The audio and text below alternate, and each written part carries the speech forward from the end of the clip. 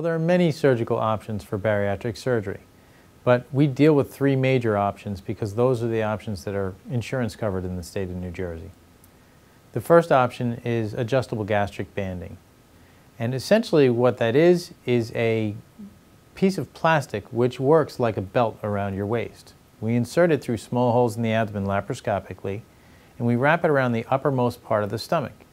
And then we cinch it just like we would a belt around someone's waist. It has a buckle, and it stays in place. And we then take the end of that tubing and bring it out of the abdomen and implant a small piece of equipment underneath the skin on the outside so that we can feel it. And after the patient heals from their surgery, we can come back, place a needle into that outside device, and put saline through the tubing of the band to the balloon on the inside of the belt around the stomach.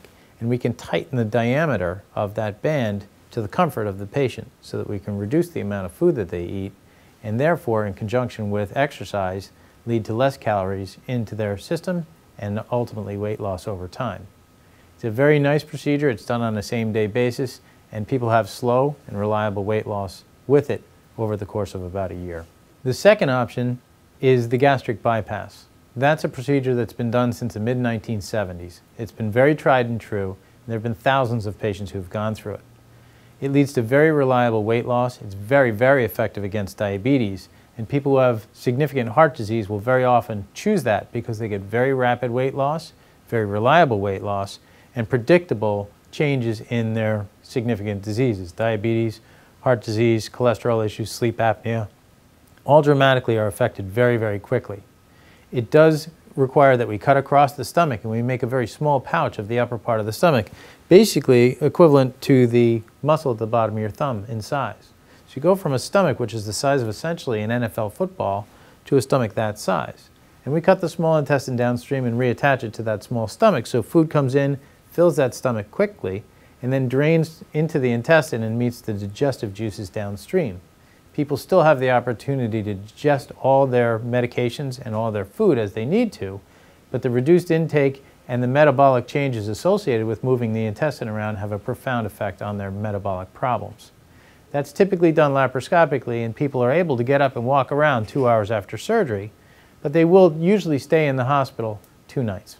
The third option is the gastric sleeve operation. Out of the three, it's the one that's the most recent operation on the scene. And I would have to say at this point, it's the most popular of the three options. There's tremendous interest in this operation because the patients get the benefit of very rapid weight loss and they return to their usual activity very quickly. What it entails is we take a normal stomach, which is shaped like a kidney bean, more or less like this stomach here, and we cut the side of the stomach off and leave a tubular stomach behind. So instead of a kidney bean shaped stomach, you now have a stomach that looks more or less like a banana. And we reduce the volume of the stomach by about 80%. And people lose weight very, very dramatically and very quickly over the course of about a year. They'll lose about 65% of their excess weight. They can eat the foods that they would like to eat, but they eat them in much smaller amounts. Again, they have huge effects on their medical problems, their heart disease, their diabetes, their sleep apnea, and their joint issues. The one added benefit that I see is driving a lot of people towards consideration of the sleeve gastrectomy is that they can continue to take non-steroidal anti-inflammatory medications.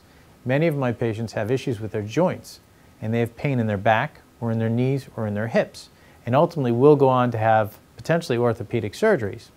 They can still take those medications that they need to feel better on a day-to-day basis. They don't have to give up their medications which work, and they can get the weight loss at the same time.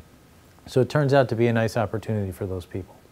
One of the unique things related to the gastric sleeve is that you can take non-steroidal anti-inflammatory medications after the surgery. It's not recommended that you do that after the gastric band because you have an opportunity to develop ulcers around where the band is with those medications.